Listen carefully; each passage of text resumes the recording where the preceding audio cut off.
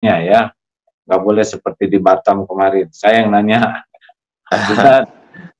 Ustadz sekarang menghadapi situasi ini, apa yang dirasakan Ustadz? Saya merasa merasakan apa yang dirasakan sahabat-sahabat panitia yang lama mempersiapkan, seperti di Banten sampai membuat umbul-umbul untuk menyambut kajian tausiah, tiba-tiba batal. Itu yang saya rasakan, itu yang berat saya rasakan, bagaimana perasaan mereka, kawan-kawan, sahabat-sahabat. Itu yang membuat saya sedih. Mudah-mudahan Allah mengganti kesedihan mereka dengan amal soleh. Niat mereka sudah sampai.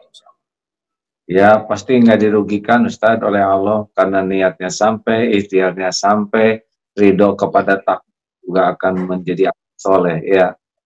Amin. Lalu melihat ini Ustadz, apa yang terpikir dan berat Ustadz nih, wabah yang kian hari kian memberat ini? Bahwa kita mengalami seperti yang dialami.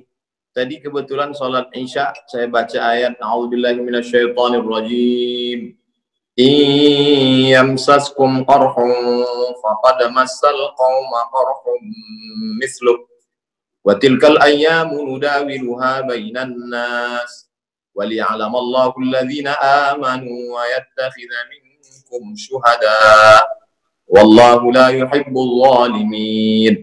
Artinya kalau sesuatu pernah menimpa kamu, maka sesungguhnya pernah juga menimpa orang-orang sebelum kamu. Dan ketika kita baca bagaimana dulu pernah juga terjadi wabah sampai masjid-masjid ditutup di Andalusia, di Spanyol. Artinya wabah itu juga luar biasa. Bagaimana misalnya pada zaman Imam Al-Hafiz Ibnu Hajar Al-Asqalani, mereka membaca Sahih Al-Bukhari beramai-ramai. Setelah baca Sahih Bukhari itu mereka bertawassul kepada Allah. Ya Allah, berkat kemuliaan Imam Al-Bukhari, kitab Sahih Al-Bukhari, angkatlah wabah bencana ini. Artinya di zaman-zaman masa lalu juga pernah terjadi. Dan di zaman kita terjadi. 100 tahun akan datang, cucu kita bercerita, dulu mbahmu, kakekmu, opungmu hidup pada zaman waktu itu ada wabah besar bernama corona, lalu pada tahun itu mereka tidak bisa umroh. Nah, jadi kalau kita bercerita sekarang zaman ratusan tahun silam juga terjadi. Artinya kalau kita tahu bahwa orang juga mengalami beban yang sama, jadi kita tidak merasa oh kita aja yang kena ini, enggak juga. Mungkin lebih kurang begitu, Allah. Masya Allah. Terus dengan adanya kegiatan yang sekarang harus di rumah ini, kegiatan Ustadz apa aja di rumah nih? Kesibukannya? Kalau boleh share, berbagi, kita tidak fokus pada yang sedang kita alami, cobalah untuk memikirkan, mengalihkan fokus ke sesuatu yang lain. Jadi kita tidak, karena kalau kita fokus terus, kita buka Instagram ceritanya corona, kita buka TV ceritanya corona, kita keluar telepon ceritanya corona, coba kita beralih ke yang lain, maka kita mengkaji kitab setiap malam, stasiun-stasiun menuju Allah Subhanahu wa Ta'ala. Bagaimana kita melangkah dari jahat, dari khamar, dari zina, dari riba menuju taubat, dari taubat kita mujahadah, dari mujahadah kita ke uzlah. Jadi saya kira Gim, Kiai Haji Abdullah Gim Nastiar juga malam ini mengajak kita untuk piknik, untuk jalan-jalan. Mungkin kita tetap di rumah, tapi pikiran kita yang diajak berjalan. Alhamdulillah malam ini kita bisa bersilaturahmi. Oh, goyang begitu. Iya, dia ikut piknik juga. Masya Allah. Nah, jadi artinya apa? Pagi berjemur, olahraga, gimana kan biasa sibuk jadwal ceramah. Sekarang jadi sibuk. Selain selama di medsos ini, streaming? Saya kebetulan tahun lalu di bulan yang mirip, mendekati bulan yang sama. Kalau sekarang kita bulan Maret, kalau dulu bulan April kalau nggak salah. Bulan April itu saya sudah lockdown. Nah, jadi jadi saya sudah April 2019 itu bagi saya itu sudah apa namanya, itu sudah gladi, sudah gladi lockdown. Sekarang lockdown aslinya gitu.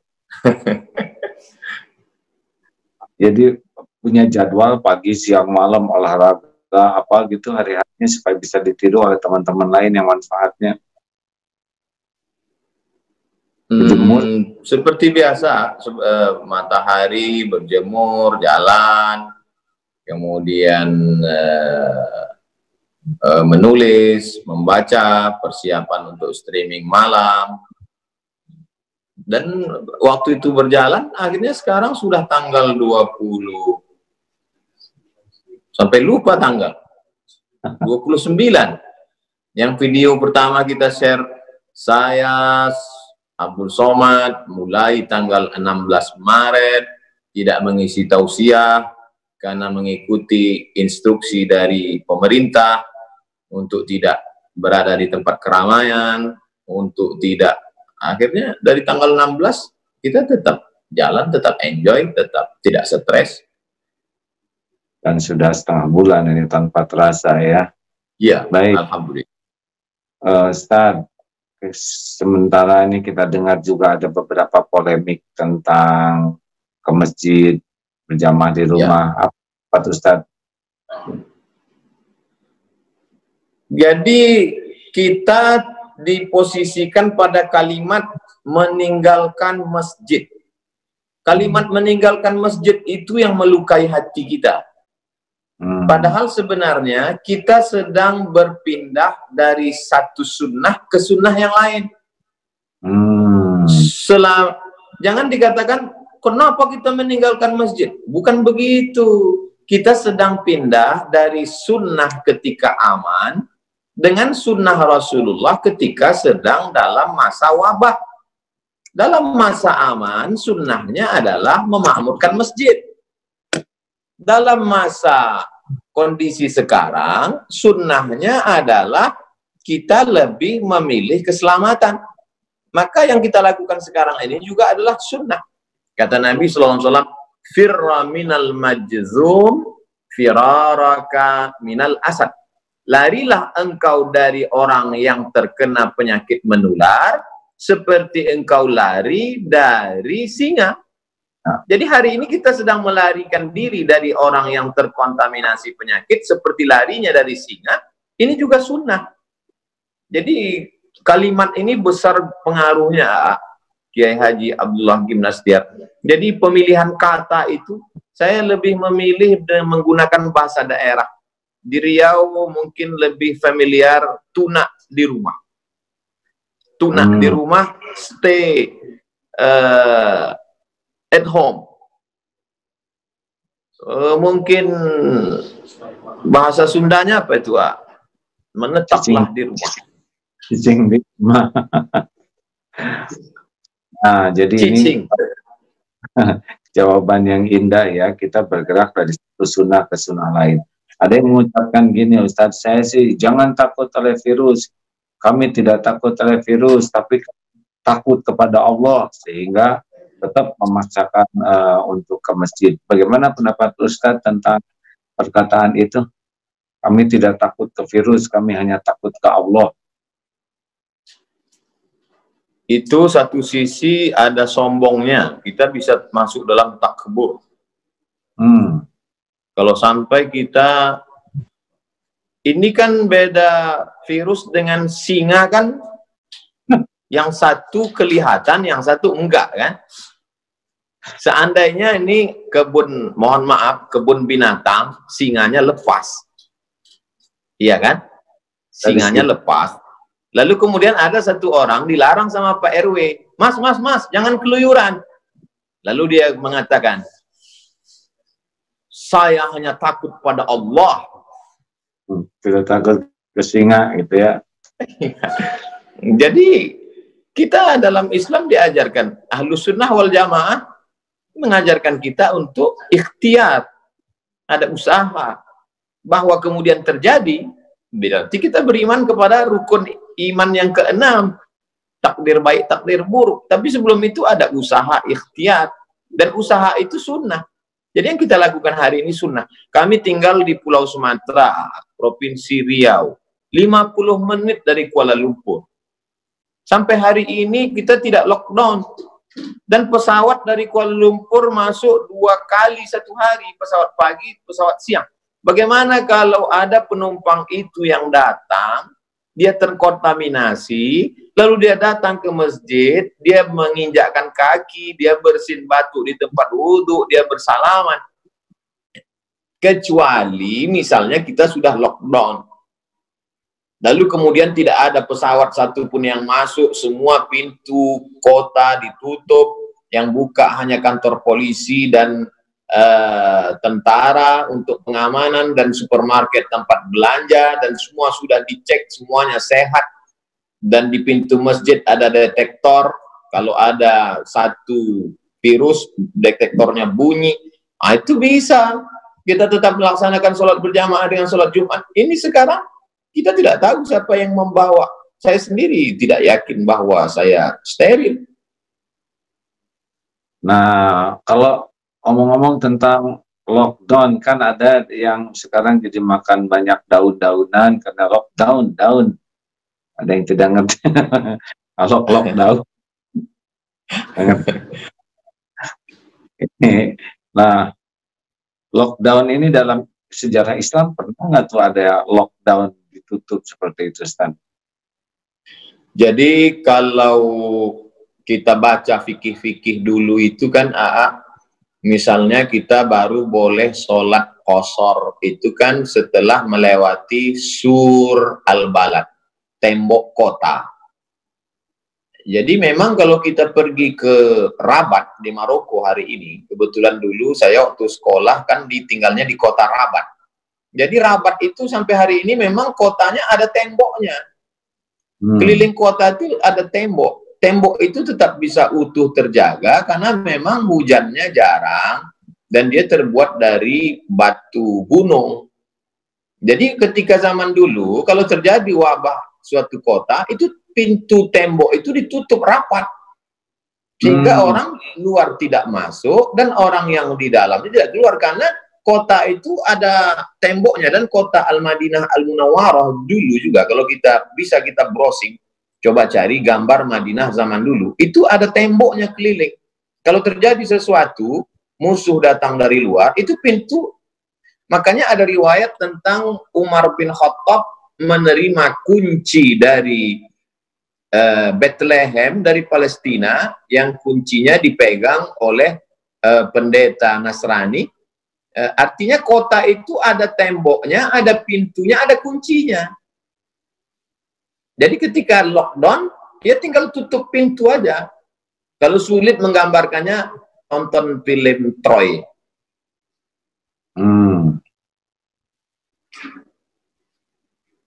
Film Troy? Ya, jadi, kebayang. Ini sudah pernah terjadi juga yang seperti ini, jadi tidak. Ya. Ustaz, jadi zaman dulu ketika terjadi sesuatu, mereka tinggal lockdown aja, tutup pintu kota, orang luar nggak boleh masuk, orang dalam nggak boleh keluar, selesai. Cuman kita sekarang kan ada kereta api, ada bis, ada akses jalan banyak. Jadi zaman dulu mereka lebih mudah untuk lockdown. Iya. Baik. Alhamdulillah. Selanjutnya nih pertanyaan, enak paling enak bagiannya satu sama ya. Saya waktu di Batam, Ustadz habis-habisan nanya saya nggak bisa berkelit. Sekarang Ustadz harus jawab ya, janji. Terima kasih. Lalu Ustadz nih, ini kan antara keyakinan, ada Jabariyah, ada Qadariyah, ada Ahlus Sunnah wal Jamaah. Sekarang ini bisa kelihatan nggak yang berpaham Jabariyah atau mereka semau-maunya saja pindah-pindah keyakinan ini? Yang selama ini mengaku ahlus sunnah, mulutnya berkata ahlus sunnah, justru sekarang bisa kelihatan dia Jabariyah. Artinya tidak ada, ya udah terserah aja lah, mau mati matilah. Kalau ahlus sunnah tidak begitu. Ahlus sunnah, Allah kasih kita ikhtiar, Allah kasih kita al-kasbu, ada usaha. Kalau Qadariyah ekstrim, dia berkata tidak ada takdir. Tapi saya sampai hari ini masih ada ikhtiar usaha. Andai terjadi juga, disitulah kita baru bisa berkata, dari mulut kita berkata, qadarullah. Ini sudah takdir Allah SWT. Tapi bahwa hari ini kita mendengar Majelis Ulama mengajarkan kita, Kementerian Agama untuk menggulung karpet, kemudian Majelis Ulama mengajak menutup, bahkan tadi saya baca berita Sekjen MUI mengajak pemerintah untuk lockdown. Itu salah satu dari usaha, salah satu dari ikhtiar, salah satu dari al-kasbu, menunjukkan kita ahlus sunnah wal jamaah, kita berpegang pada sunnah, kita bukan kelompok ahlul bid'ah. Ahlul bid'ah waktu itu kan Jabariyah, Murji'ah, Qadariyah, Syiah, Mu'tazilah, keluar dari ahlus sunnah. Kita berpegang kepada sunnah Rasulullah SAW.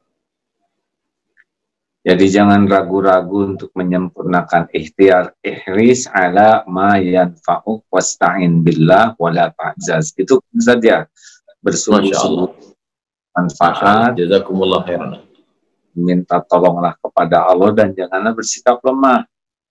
Iya. Ya kan gitu Ustaz? Ustaz sudah hafal dalilnya. Baik, nah sekarang Ustaz, kan situasi semakin berat begini nih. Kelihatannya kepatuhan umat kepada ulama itu ada poin tersendiri nggak Ustaz? Seperti sekarang ya, sebetulnya kan bagi yang sudah daerah merah begini, kalau tidak ke masjid sebetulnya tidak rugi sama sekali, niat sudah dapat pahala. Biasa ke masjid, kita tidak ke masjid karena uzur juga dapat pahala. Kemudian kita menjauh dari kemudaratan dapat pahala.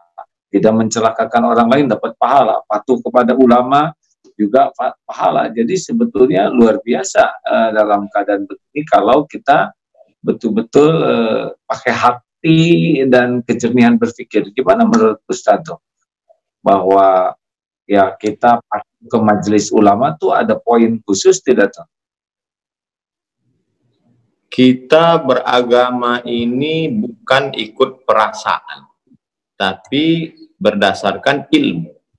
Makanya la ilaha illallah di awal ayatnya fa'lam. Fa'lam. Itu kasihan. Fa'lam, berilmulah. Ada ilmunya. Fa'lam annahu la ilaha illallah. Berilmu tentang la ilaha illallah. Makanya tadi saya tunjukkan kitab 50 sifat. Jadi Imam Al-Qusairi melarang orang uzlah kalau tidak punya dua ilmu. Ilmu akidah, ilmu fikih. Kalau hanya modal nekat uzlah, nanti di tempat uzlahnya dia tidak selamat dari godaan setan. Bisa-bisa keluar bukan menjadi orang bersih hati, malah jadi dukun. Jadi kalau nggak punya akidah yang benar, tidak punya fikih yang benar, uzlah hasilnya jadi dukun ya. Nah sekarang ini banyak orang modal perasaan.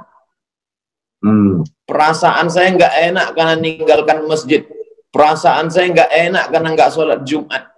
Loh, kalau cuman modal perasaan, itu orang yang biasa wudhu pakai air, disuruh tayamum, itu perasaannya sholatnya nggak sah. Orang yang terus sholat 4 rakaat zuhur, pertama kali kosor, itu banyak kita alami ketika bawa jamaah umroh. Wah, nggak enak kosor ini, rasa nggak sholat. Ini pakai perasaan. Iya, iya, iya. Jadi harus pakai ilmu, bukan pakai perasaan ya. Baik, Ustaz. Jangan marah sama saya, Ustaz. Ya. Kami memang gaya bicaranya begitu di Sumatera, karena banyak gunung, angin kencang. Baik, alhamdulillah. Nah, saudara-saudaraku sekalian, para pendengar ini senang sekali ini ya dengan Ustaz Abdul Somad bisa dapat banyak ilmu. Nah, Ustaz, kemudian dalam situasi yang berat seperti ini, kemudian ya seperti yang tadi dikatakan, kepatuhan kepada ulama itu di dalam Islam seperti apa nih? Kalau ulama sudah mengeluarkan fatwa, sampai sejauh mana kepatuhan itu punya nilai dan tidak patuh itu merupakan keburukan? Ati Allah, taatlah kepada Allah, wa ati'ur Rasul, taatlah kepada Rasulullah SAW, wa ulil amri. Dalam tafsir ulil amri itu, di antara ulil amri adalah ulama. Lalu kemudian dalil yang kedua, Nabi SAW tidak meninggalkan dinar dan dirham. Nabi tidak meninggalkan istana kursi emas. Yang ditinggalkan Nabi adalah al-ulama warasatul anbiya. Ulama pewaris para nabi. Jadi kalau seandainya kita hidup di zaman Nabi, kita ikut Nabi Musa. Ikut zaman Nabi, ikut Nabi Isa, ikut zaman Nabi, Khatamul Anbiya, ikut Nabi Muhammad SAW. Sekarang Nabi sudah meninggal. Yang kita ikut siapa? Pewaris para Nabi. Siapa? Ulama. Jadi dua saja.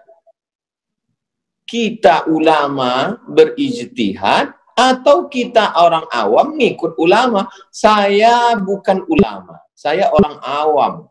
Saya cuma suka baca buku-buku ulama dan mendekatkan diri pada ulama, maka saya ikuti fatwa ulama, fatwa tuan-tuan guru, fatwa Majelis Ulama Indonesia, karena saya merasa diri saya bukan ulama. Jadi kalau ada di antara masyarakat mengatakan, ini nggak benar nih MUI, berarti dia ulama di atas MUI.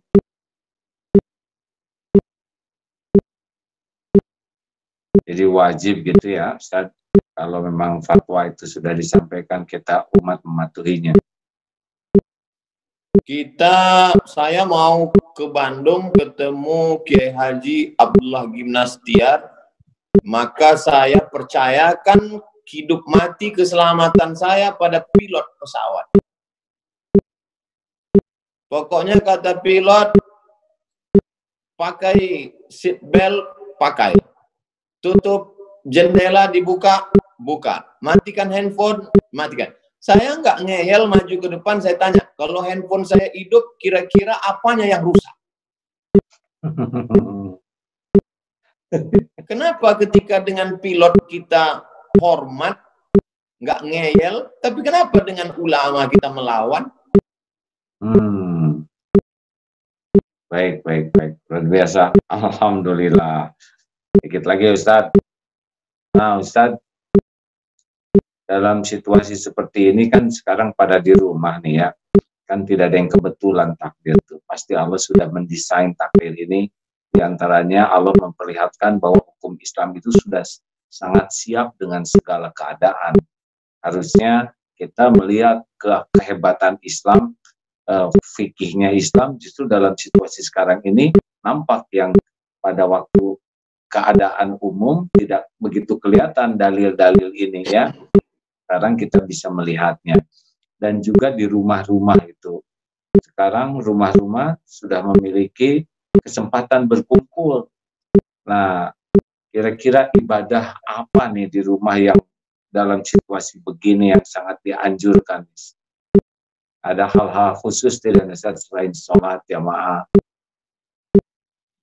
Bangunnya yang selama ini misalnya karena pulang lembur malam tidak sempat bangun cepat, sekarang kan memang di rumah. Artinya dia bisa bangun lebih awal untuk tahajud berjamaah.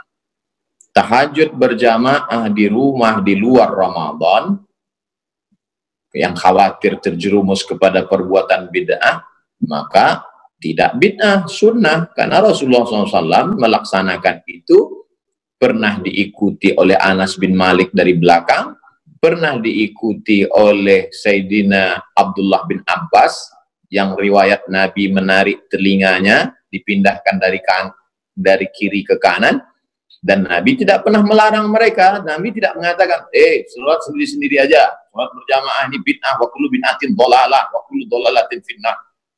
Itu menunjukkan kita bisa banyak sholat malam. Yang selama ini ragu jadi imam, nah inilah saatnya menjadi imam. Latihan, menjadi imam salat tahajud. Supaya nanti keluar dari corona, banyak imam-imam baru di masjid dan musola kita. Namanya imam pelatihan lockdown. Harusnya kan sekarang zaman seperti ini, seperti kepompong. Kan? Rumah tuh nanti keluarnya jadi banyak kupu-kupu yang indah keluar tuh. Masya Allah, Masya Allah. Kan? Masuk dalam keadaan kotor, tidak di rumah, bersama-sama saling membersihkan. Nanti selesai episode corona ini berubah menjadi kupu-kupu yang indah, indah akhlaknya. Amin, amin, Masya Allah. Sebagai ini nih, sekarang sebentar lagi mudahan Ustadz, kan ini banyak anjuran supaya tidak mudik. Ya. Dan juga besar kemungkinan kita berada di rumah-rumah. Idul Fitri juga ada kemungkinan tidak sholat di lapang. Menurut Ustaz bagaimana situasi? Kalau tentang masalah sholat tarawih di rumah, maka Nabi Shallallahu Alaihi Wasallam sholat tarawih malam pertama di masjid, malam kedua di masjid, malam ketiga di masjid, malam keempat jamaah berkumpul dan Nabi tidak ke masjid. Besok paginya kata Nabi, aku tahu kamu tadi malam ramai berkumpul. Khasyitu an yufrada alaikum. Aku tidak keluar karena khawatir kamu nanti berat karena tarawih menjadi fardu. Nah sekarang saatnya kita sholat tarawih di rumah berjamaah. Lalu kemudian dengan sholat witir, tadarus Al-Quran yang selama ini malu belajar Al-Quran, inilah saatnya belajar. Kalau ragu mendatangkan guru, sekarang kita buktinya tadi kita bisa menyimak bacaan surat Ar-Rahman menggunakan program Zoom. Jadi sebenarnya malam ini Gim sedang mengajarkan kita untuk persiapan mengisi hari-hari kita. Kita punya program-program yang luar biasa ke depan, insya Allah. Masya Allah. Kalau Idul Fitri nggak berkumpul, tentang masalah sholat Id, apakah disyaratkan jumlah? Misalkan kita sudah dapat pastikan beberapa rumah itu dapat dipastikan dia tidak terkontaminasi, belum suspek, belum kena beberapa rumah, maka dia bisa melaksanakan di tanah lapang kecil selama menurut tradisi itu sudah disebut jamaah, maka dia bisa laksanakan berjamaah. Dan ada satu fatwa ulama, orang yang ketinggalan sholat Id, dia bisa sholat sendirian. Nanti saya akan postingkan lengkapnya. Jadi kita bisa buat sholat komunitas kecil, lalu kemudian alternatif kedua, yang tidak bisa sama sekali, dia bisa sholat sendirian. Ini kelihatannya harus kita persiapkan kalau memang nanti kondisinya belum memungkinkan sholat Id seperti biasa. Ya, Ustadz, nanti dalil-dalil fatwa-fatwanya itu mudah-mudahan bisa membantu masyarakat lebih paham dan tidak bertengkar ya. Karena perbedaan. Insya Allah kita akan ke pertanyaan-pertanyaan dari Gim tadi, nanti kita buatkan tanya jawabnya dengan dalil-dalilnya, masalah tarawihnya, masalah witirnya, tadarusnya, sholat idnya, halal bihalalnya, namanya fikih corona. Baik Ustadz, tinggal 5 menitan lagi nih. 5 menit untuk saya boleh nggak? Nggak boleh balas dendam ya. Bagaimana menata hati di tengah corona? Ya, kan gini rumusnya, mata kepada ciptaan, hati kepada pencipta. Telinga mendengar ciptaan, hati ke pencipta. Jadi seharusnya kalau kita dengar nama corona, ya yang kita ingat penciptanya lah. Ya, semakin corona disebut, semakin banyak ingat pencipta. Walaupun kita tidak melihat, tetapi karena ini sekarang makin merebak dan harusnya makin Allahnya makin dominan di hati kita, ya, karena yang menciptakannya Allah, yang ngurus Allah, takdir siapa yang kena, yang menentukan Allah, kan bukan kehendak virus kan hanya ikut saja perintah Allah. Kemudian kalau kita yang meninggal itu sudah pasti dicabutnya oleh malaikat atas perintah Allah, dan kita bisa doakan husnul khotimah. Jadi dengan adanya kejadian ini memang kita jadi harusnya semakin tenggelam di dalam kekaguman atas kekuasaan Allah, atas ketentuan Allah, kita berlindung ke Allah. Harusnya jadi dengan Allah tuh menjadi sangat memenuhi hati kita, karena sekarang Allah sedang menunjukkan kekuasaannya atas makhluk-makhluknya, betapa hanya dengan makhluk kecil saja dunia ini sudah bisa lumpuh seketika. Allah mengumpulkan orang sekarang di rumah, yang susah sekarang ngumpul sendiri, yang kaya-kaya kehilangan uang triliunan sekejap saja bisa hilang sekarang, ya. Yang gagah-gagah perkasa menjadi ketakutan, sekejap juga sekarang ketakutan. Bagaimana pesawat terbang sekarang dihentikan, berhenti. Polusi yang biasanya tiap hari banyak, sekarang polusi jadi berkurang. Kolam jadi bening lagi, langit jadi lebih jernih lagi, sebentar lagi lebih jernih lagi, ya. Karena betapa Allah merubah begitu banyak hal hanya dengan mendatangkan virus. Jadi kalau kita hanya sibuk bercerita tentang sakit, banyak korban, namanya itu memang tidak apa-apa. Tapi harus ada yang lebih besar lagi. Karena yang paling penting dari virus corona ini adalah harap dan takut ke Allahnya menguat. Gitu. Betul lah begitu ya kira-kira. Jazakumullah khairan. Karena kan banyak ini sekarang kan pada perasaan kan, perasaan yang selama ini ketemu orang sibuk, tiba-tiba dalam hal ini lebih masalah menata hati, lagi-lagi manajemen qalbu dan tauhidnya. Ya, jadi yang bencana terbesar dari adanya virus ini adalah tidak berhasil menemukan Allah di balik semua hiruk pikuk ini. Harusnya kita menemukan sekali bagaimana kekuasaan Allah menyeliputi segalanya. Kita juga menemukan kelemahan diri kita yang tidak berdaya. Kan inti dari sifat hamba itu ada 4. 1, dia merasa lemah dan Allah lah yang maha kuasa, la haula wala quwata illa billah. Yang kedua, dia itu fakir, tidak punya apa-apa, dan Allah lah satu-satunya pemilik segalanya. Yang ketiga, dia itu jahil, kita tuh tidak tahu apapun kecuali yang diberikan tuntunan ilmu oleh Allah sedikit, dan itu pun kalau nggak diambil, ya. Dan yang keempat, yang kita punya adalah cuma dosa dan aib. Nah, kalau dengan wabah ini kita semakin merasakan kehambaan kita tidak berdaya, Allah yang maha kuasa, kita tidak punya apa-apa, semuanya hanya milik Allah. Kita ini tidak ngerti apapun, terbukti untuk cari vaksin setengah mati, ya kan? Dan hanya Allah lah yang menguasai segala ilmu. Yang kita miliki cuma dosa, berarti ini harus taubat betul dalam situasi begini. Nah, kalau dari wabah ini kita menemukan kehambaan kita dan menemukan kemaha-agungan kekuasaan Allah, insya Allah kita dapat keberuntungan dari wabah ini, apapun yang terjadi pada diri kita. Amin. Tahu betul nggak begitu ya? Masya Allah.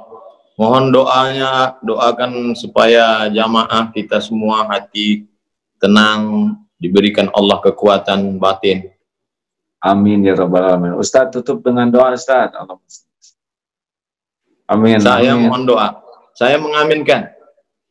Ustaz yang doa. Ya Allah, wahai yang maha mendengar, maha menatap, yang maha menyaksikan, wahai yang mengatur pertemuan ini terjadi, berkahilah ya Allah.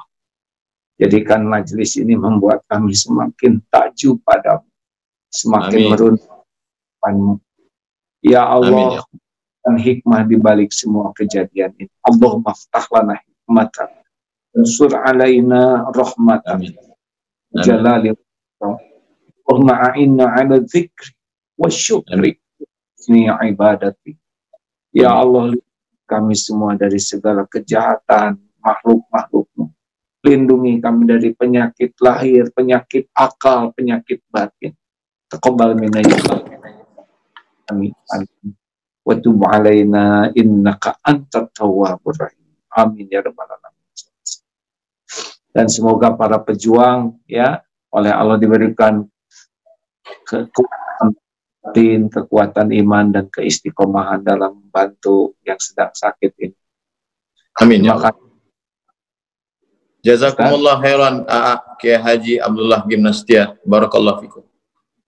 Jazakallah khair Ustaz. Masya Allah. Terima kasih banyak ilmunya. Ini di semua media ini rekor. Alhamdulillah dengan izin Allah. Masya Allah. Doakan selalu. Jazakumullah. Mudah-mudahan tidak keberatan kalau suatu saat ada bincang-bincang lagi seperti ini. Yang akan datang saya pembawa acaranya ya. Barengan aja lah giliran ya. Jazakallah khairan Ustaz. Wa iyyakum. Salam untuk semua jamaah. Baik. Waalaikumsalam warahmatullahi wabarakatuh. Ya.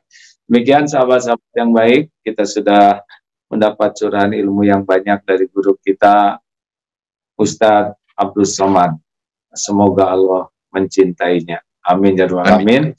Dengan akhir majlis, subhanakallahumma wa bihamdik wa bihamdika asyhadu an la ilaha illa anta astaghfiruka wa atubu ilaik. Wassallallahu alaihi wasallam.